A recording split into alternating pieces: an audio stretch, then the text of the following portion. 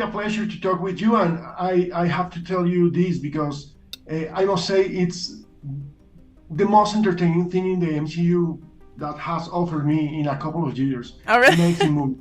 Oh, thank you so much.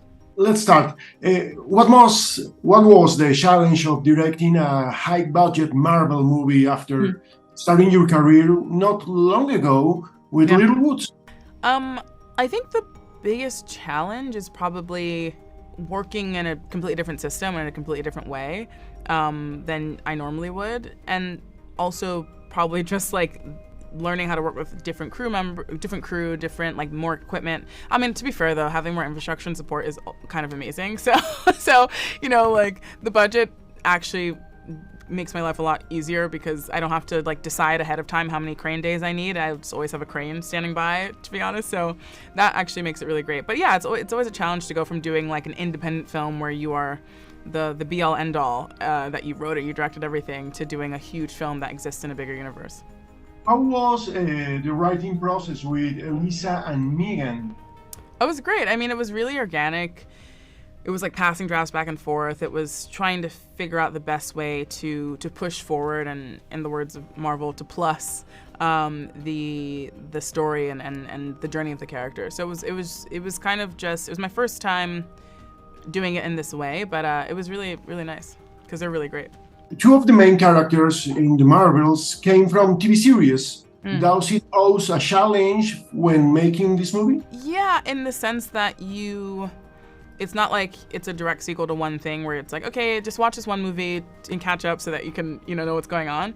You do have, because of this unprecedented sort of space we're in with the MCU, so much background and so much that you could watch if you wanted to understand every single thing that's happening. But I think, through trial and error, just figured out, okay, what's all the information we need for this movie so that I can stand alone. That was the journey that I think we went on in that respect. How can Marvel regain the rhythm of the MCU now that it seems so many characters and so many stories have affected? I think they're creating a new rhythm. I think they're expanding into something different, and that's exciting to see. I love the first three phases that led up to Infinity War and Endgame. They are unprecedented in cinema, and I think they're doing another sort of unprecedented, expansion in this cinematic space.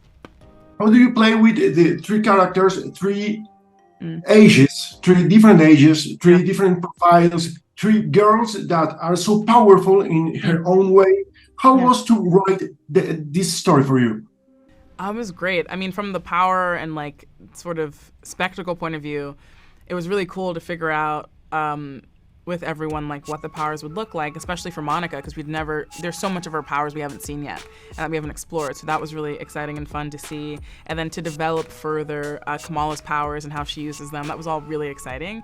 And then from like an emotional character point of view, it was important to me that their individual journeys were enhanced and pushed forward by their coming together as a team, by their relationship with each other. So that was really central too to developing this.